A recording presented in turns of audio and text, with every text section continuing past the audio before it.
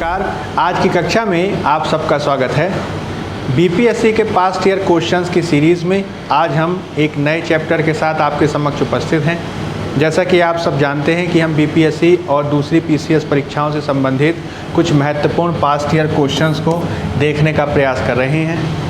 इसके तहत हमारा ये लगातार प्रयास रहेगा कि आधुनिक भारत और इतिहास के दूसरे सेक्शंस में जिस तरीके के पास्ट ईयर क्वेश्चंस वगैरह पूछे गए हैं उन सबको हम बेहतर तरीके से कर सकें और इसमें भविष्य में आपसे जो होने वाली प्रारंभिक परीक्षा है उसमें किस प्रकार के क्वेश्चन पूछे जा सकते हैं उसका अभ्यास भी आपके साथ करें। जो हमारी पिछली क्लास हुई थी उसमें हमने बिहार के पीसीएस एग्ज़ाम में यूरोपीय कंपनियों के आगमन से संबंधित कुछ महत्वपूर्ण प्रश्नों को किया था। आज की इस सीरीज़ में हम बिहार में यूरोपीय कंपनियों का आगमन किस प्रकार से देखा गया और विविध प्रकार के यूरोपीय यात्री बिहार के बारे में किस प्रकार से बात करते हैं, इस पर चर्चा करने का प्रयास करेंगे। और साथ ही हमारा प्रयास यह भी रहेगा कि इसमें किस प्रकार के प्रैक्टिस क्वेश्चंस वगैरह पूछे जा सकते हैं, उससे संबंधित कुछ क्वेश्चंस को भी हम आपके साथ करेंगे। तो सबसे पहले तो आपको इसमें बात ध्यान रखनी है कि जब हम बिहार में यूरोपीय कंपनियों के आगमन की बात करते हैं तो इसमें सबसे पहली महत्वपूर्ण बात तो ये है कि बिहार लंबे समय से ही अंतर्राष्ट्रीय व्यापार का एक महत्वपूर्ण केंद्र था, जिसमें विविध प्रकार की जो यूरोपीय व्यापारिक कंपनियां थीं वह 17वीं शताब्दी से ही सक्रिय थीं। इसमें जिस तरीके से भारत में विविध प्रकार की यूरोपीय कंपनियाँ आईं उसी प्रकार से बिहार के क्षेत्र में भी इनका आगमन देखा गया। इसमें आपको पुर्तगालियों के बारे में याद रखना है। इसके अलावा इसमें डचों की भूमिका है, फ्रांसीसियों की भूमिका है, ब्रिटिशों की भूमिका है और डेनिश कंपनी की भी महत्वपूर्ण भूमिका है।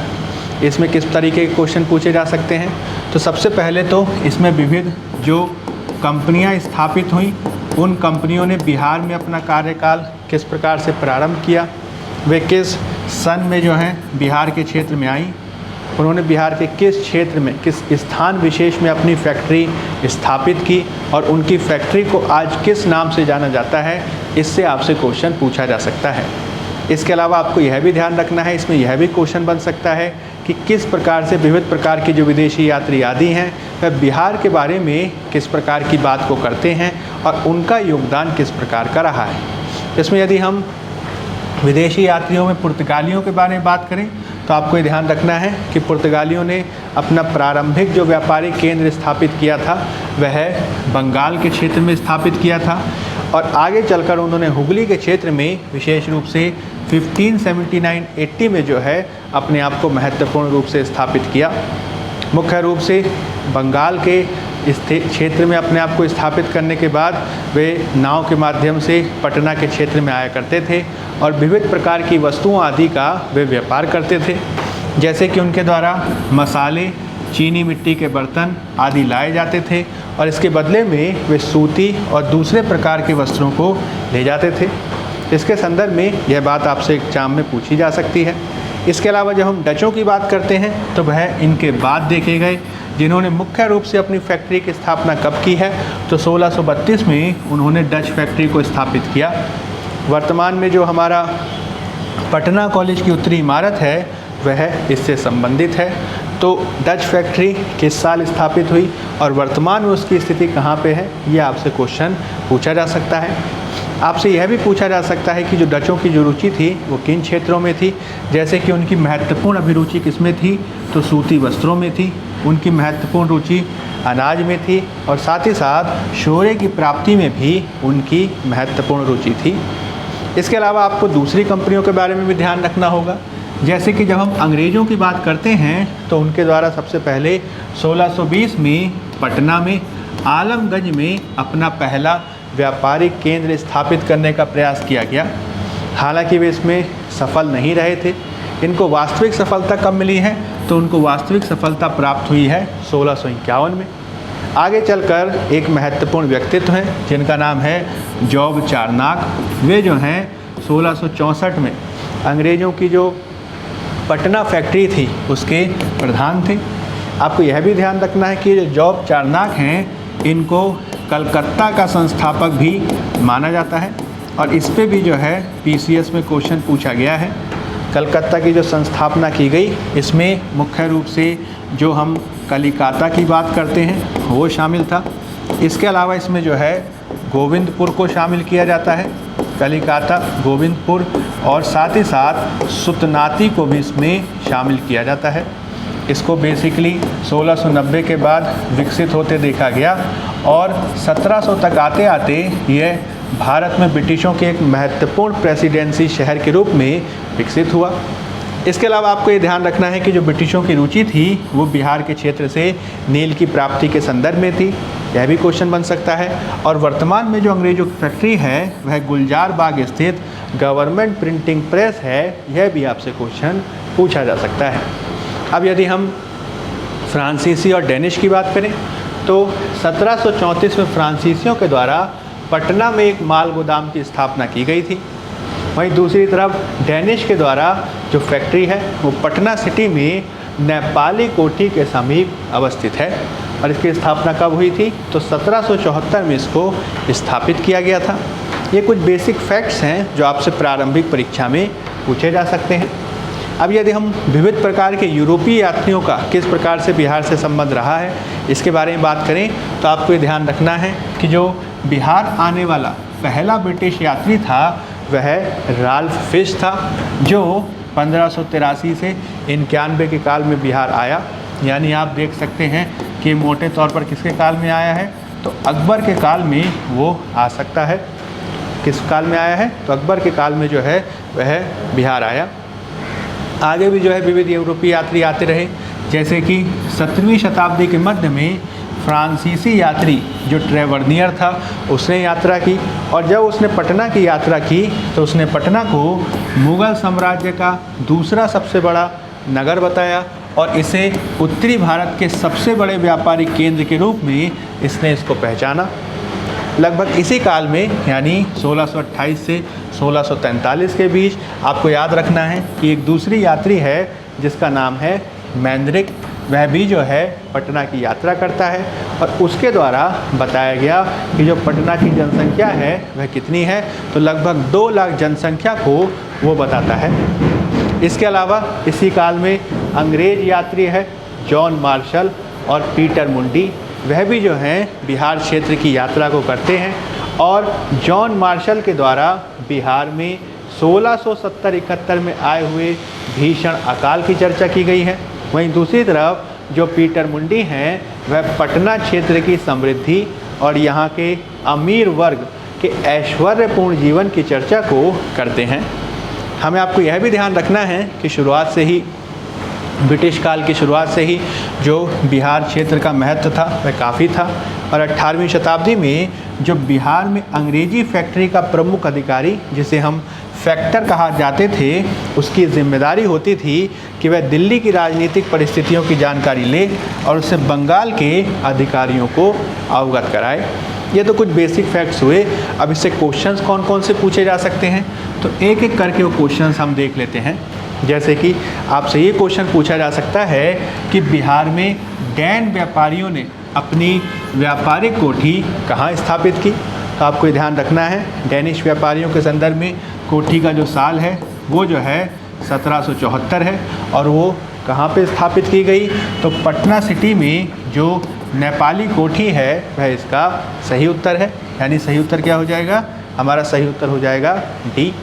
इसके अलावा एक क्वेश्चन यह भी पूछा जा सकता है कि बिहार के पटना में जो माल गोदाम की स्थापना है वह फ्रांसीसियों ने कब की। तो इसके संदर्भ में आप ये ध्यान रखेंगे कि जब हमने डैनिश के बारे में बात की थी तो वो 1774 था और जब हम फ्रांसीसियों के बारे में बात करते हैं तो वो काल कौन सा है तो 1734 आपको ध्यान रखना है। यानी इसका सही उत्तर क्या हो जाएगा, इसका सही उत्तर हो जाएगा ए। इसी के संदर्भ में अगर अगला क्वेश्चन पूछ लिया जाए तो ये पूछा जा सकता है कि बिहार में ऐसे कौन कौन से उत्पाद थे जिसको लेकर ब्रिटिश या दूसरी कंपनियों को रुचि थी। यानी बिहार से यूरोपीय कंपनियां किस प्रकार की व्यापारिक सामग्री को प्राप्त करती थीं। आपको ध्यान रखना है इसमें महत्वपूर्ण है अनाज, इसमें महत्वपूर्ण है शोरा और इसमें महत्वपूर्ण है वस्त्र। ये तीनों के तीनों चीज़ें जो हैं वो बिहार से प्राप्त की जा सकती थीं। यानी इसका सही उत्तर क्या हो जाएगा, इसका सही उत्तर हो जाएगा डी, उपर्युक्त सभी। इसके अलावा इसमें हम नील को भी जोड़ सकते हैं। इसमें हम अफीम को भी जोड़ सकते हैं और ये वस्तुएं भी बिहार के क्षेत्र से महत्वपूर्ण रूप से प्राप्त की जाती थीं। इसके अलावा इसको दूसरे तरीके से क्वेश्चन पूछा जा सकता है कि वो ये पूछ सकते हैं कि अंग्रेज़ों के बिहार के साथ व्यापार में मुख्य आयात सामग्री कौन सी थी। तो इसमें भी आपको ध्यान रखना है कि इसमें अनाज की भूमिका है, शोरे की भूमिका है और अफीम की भूमिका है। यानी इसका सही उत्तर क्या हो जाएगा? इसका भी सही उत्तर होगा डी, यानी इन सभी की भूमिका है। इसके अलावा और कौन सा क्वेश्चन पूछा जा सकता है? तो विदेशी यात्रियों के संदर्भ में आपसे क्वेश्चन पूछ सकते हैं। जैसे कि आपसे पूछा जा सकता है कि किस अंग्रेज यात्री ने बिहार में 1670-71 में आए हुए भीषण अकाल की चर्चा को किया है। इसमें आप ये ध्यान रखेंगे कि इसमें मुख्य रूप से जो जॉन मार्शल हैं उनकी महत्वपूर्ण भूमिका है। यानी हमारा सही उत्तर हो जाएगा बी। अभी मैंने आपको बताया कि राल्फ फिच जो हैं वो पहले यात्री हैं जो अकबर के काल में पटना आदि की यात्रा किए थे। इसके अलावा इसमें और कौन से क्वेश्चन पूछे जा सकते हैं? तो पीटर मुंडी के संदर्भ में क्वेश्चन पूछा जा सकता है कि जो अंग्रेज यात्री पीटर मुंडी हैं वो किस मुग़ल शासक के काल में बिहार आए थे। तो आप ये ध्यान रखेंगे कि वे जो हैं वो शाहजहाँ के काल में बिहार आए थे। यानी सही उत्तर क्या हो जाएगा? सही उत्तर हो जाएगा हमारा सी। जो शाहजहाँ का काल है वो मोटे तौर पर 1628 से लेकर 1656 के बीच माना जाता है, जिसमें जो उनके जीवन का जो अंतिम वर्ष रहा है उसमें उत्तराधिकार का युद्ध देखा गया, जिसके बाद औरंगजेब शासक बना। इसके अलावा इसमें कुछ और भी क्वेश्चन महत्वपूर्ण हैं, जैसे कि यूरोपीय कंपनियों ने जो अपने विविध प्रकार की फैक्ट्रियां स्थापित की उनका वास्तविक उद्देश्य क्या था, इसको पर भी क्वेश्चन बन सकता है। जैसे कि क्वेश्चन है कि यूरोपीय कंपनियों के द्वारा बिहार में स्थापित फैक्ट्रियां किस प्रकार की थीं? भंडारण केंद्र थे, उत्पादन केंद्र थे, व्यापारिक केंद्र थे कि प्रशासनिक केंद्र थे? तो इसमें आप ये ध्यान रखेंगे कि यूरोपीय कंपनियों के द्वारा जो फैक्ट्रियां स्थापित की जाती थीं वो एक भंडारण केंद्र के रूप में कार्य करती थी, वह एक जो है व्यापारिक केंद्र के रूप में कार्य करती थी, वह जो है प्रशासनिक केंद्र के रूप में काम करती थी, लेकिन वहाँ पे मुख्य रूप से किसी प्रकार का उत्पादन नहीं किया जाता था। यानी पहला, तीसरा और चौथा यह जो है सही है, यानी उत्तर हो जाएगा हमारा डी। आपको ये ध्यान रखना है कि जो फैक्ट्रियों का इस्तेमाल किया जाता था वो भंडारण, व्यापारिक और प्रशासनिक उद्देश्य से किया जाता था और विविध प्रकार की वस्तुओं को विविध प्रकार के क्षेत्रों से प्राप्त करके उनका वे अंतर्राष्ट्रीय व्यापार किया करते थे। ये चीज़ जो है आपको याद रखनी है। इसके अलावा इसमें कुछ और क्वेश्चन भी आपसे पूछे जा सकते हैं, जैसे कि आपसे ये क्वेश्चन पूछा जा सकता है कि जब अंग्रेज़ों ने पटना में अपनी फैक्ट्री स्थापित की तो उस समय किस मुग़ल शासक का काल था? जैसा कि अभी हमने थोड़ी देर पहले ये ज्ञात किया कि लगभग 1620 के आसपास अंग्रेज़ों ने अपनी पहली कोठी स्थापित करने का प्रयास किया था। हालांकि इसमें वे सफल नहीं रहे, यानी असफल रहे। इनको जो वास्तविक सफलता मिली है वो कब मिली है? तो 1651 के काल में। और इस समय किसका शासन है? तो इस समय शासन है शाहजहाँ का। यानी हमारा सही उत्तर क्या हो जाएगा? हमारा सही उत्तर हो जाएगा ए, यानी शाहजहाँ के काल में अंग्रेज़ों ने पटना में अपनी फैक्ट्री को स्थापित किया। इसके अलावा आपसे यह भी पूछा जा सकता है कि बिहार के क्षेत्र में सर्वप्रथम कौन आए थे? जिसमें आप ये ध्यान रखेंगे इसमें किसका महत्वपूर्ण योगदान है? तो पुर्तगालियों का स्थान है। पुर्तगालियों के बारे में हमने पहले भी बात की थी और इसमें जो महत्वपूर्ण डेट है वह 1579 1580 है। और इस काल में वह बेसिकली क्या करते थे? तो विविध प्रकार की वस्तुओं को बिहार के क्षेत्र में लाते थे और विविध प्रकार की वस्तुओं को बिहार से लेके जाते थे।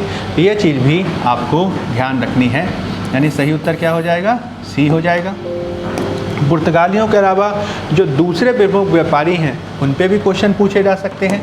जैसे कि आपसे ये क्वेश्चन पूछा जा सकता है, इस क्वेश्चन को आप देखिए। इसमें आपसे क्या पूछा गया है कि अंग्रेज़ों ने 1620 में बिहार में सर्वप्रथम कहाँ अपनी व्यापारिक केंद्र स्थापित करने का प्रयास किया था? तो इसका सही उत्तर क्या है? तो इसका सही उत्तर है ए, आलमगंज, यानी पटना में। जैसा कि अभी मैंने बताया 1620 में इन्होंने कहाँ पे? तो आलमगंज में इन्होंने अपने व्यापारिक कोठी को स्थापित करने का प्रयास किया। हालांकि ये क्या रहे थे? तो ये पास नहीं हो पाए थे, असफल रहे थे। इनको वास्तविक सफलता कब हासिल हुई? तो 1651 में इनको वास्तविक सफलता हासिल हुई थी। यानी इसका उत्तर सही क्या हो जाएगा? इसका उत्तर सही हो जाएगा ए, आलमगंज यानी पटना। इसके अलावा आपसे यह भी क्वेश्चन पूछा जा सकता है कि जो अंग्रेज़ों की जो पटना फैक्ट्री थी उसका प्रधान जॉब चारनाक कब बना? इसका सही उत्तर क्या हो जाएगा? इसका सही उत्तर हो जाएगा बी, 1664। 1664 में जॉब चारनाक पटना की फैक्ट्री का प्रधान बना।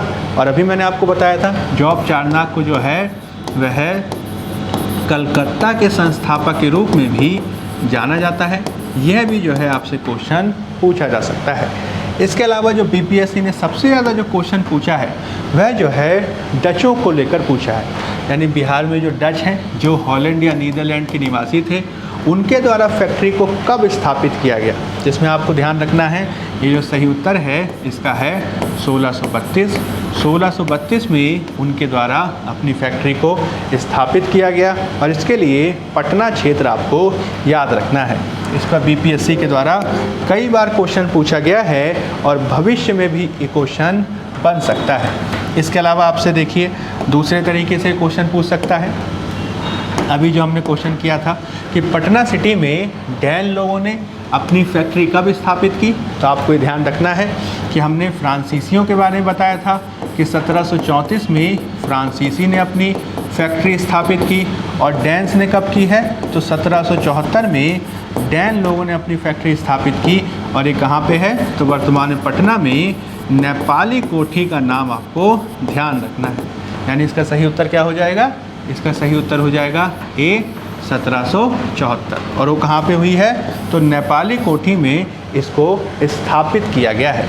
इसके अलावा दूसरी कंपनियों के संदर्भ में भी आपको कुछ फैक्ट्स याद रखने हैं, जैसे कि इसमें विदेशी यात्रियों को लेकर क्वेश्चन पूछे जा सकते हैं। अब विदेशी यात्री में देखिए ये क्वेश्चन कैसे बन सकता है, ये पूछ सकते हैं किस यात्री ने पटना को मुग़ल साम्राज्य का दूसरा सबसे बड़ा नगर और उत्तरी भारत का सबसे बड़ा व्यापारिक केंद्र बताया है? तो आप ये ध्यान रखेंगे कि इसमें ट्रेवर्नियर का नाम महत्वपूर्ण है। और ये जो ट्रेवर्नियर था वह कैसा यात्री है? तो ये फ्रांसीसी यात्री है। यह भी आपसे पूछा जा सकता है। यानी इसका सही उत्तर क्या हो जाएगा? तो इसका सही उत्तर हो जाएगा डी, ट्रेवर्नियर। इसके अलावा विदेशी यात्री में और कैसे क्वेश्चन बन सकते हैं? तो ये क्वेश्चन पूछा जा सकता है कि किस यात्री ने मुग़ल काल में पटना की जनसंख्या को 2 लाख बताया है? तो इसमें सही उत्तर क्या हो जाएगा? तो इसमें सही उत्तर हो जाएगा बी, क्या रहे ये? मैनरिक। ठीक है, मैनरिक ने जो है इसको 2 लाख बताया है। जॉन मार्शल के बारे में मैंने आपको बताया था कि इनके द्वारा क्या किया गया? तो 1670-71 में जो पटना के क्षेत्र में जो अकाल पड़ा था उसके बारे में, या बिहार में जो अकाल पड़ा था उसके बारे में इन्होंने चर्चा की थी। इसके अलावा ट्रेवर्नियर के बारे में अभी हमने थोड़ी देर पहले बात किया कि किस तरीके से वो पटना के बारे में बताता है कि पटना जो है वह मुग़ल साम्राज्य के सबसे बड़े क्षेत्रों में से है, सबसे बड़े व्यापारिक केंद्रों में से है। तो ये क्वेश्चन भी आपसे पूछा जा सकता है। इसके अलावा जो दूसरे यात्री हैं, जैसे कि आप जो है अगर मैं इसमें पीटर मुंडी के बारे में बात करूं तो पीटर मुंडी पे भी जो है आपसे क्वेश्चन पूछा जा सकता है। पीटर मुंडी के बारे में आपको ध्यान रखना है कि यह एक महत्वपूर्ण ब्रिटिश यात्री के रूप में आप देख सकते हैं और मुख्य रूप से जो बिहार के क्षेत्र में जो आप कह सकते हैं स्थानीय शासक हैं, ठीक है, जो बिहार के क्षेत्र में स्थानीय शासक वर्ग है या फिर आप कह सकते हैं विविध प्रकार के सामंत वगैरह हैं, उनके ऐश्वर्यशीलता की, ठीक है, उनकी ऐश्वर्यशीलता की जो है पीटर मुंडी चर्चा करता है और इस रूप में भी आपसे क्वेश्चन पूछा जा सकता है। इसके अलावा चूंकि भारत में मुख्य रूप से जो आप कह सकते हैं कि ब्रिटिशों का शासन स्थापित हुआ है, तो ब्रिटिशों के शासन की स्थापना के संदर्भ में आपसे ये क्वेश्चन पूछा जा सकता है, जिसे आप देख सकते हैं कि इसमें जो है आप याद रखेंगे कि इसमें यह क्वेश्चन पूछा जा सकता है कि वर्तमान पटना कॉलेज की जो उत्तरी इमारत है वो क्या है? वो डच फैक्ट्री है।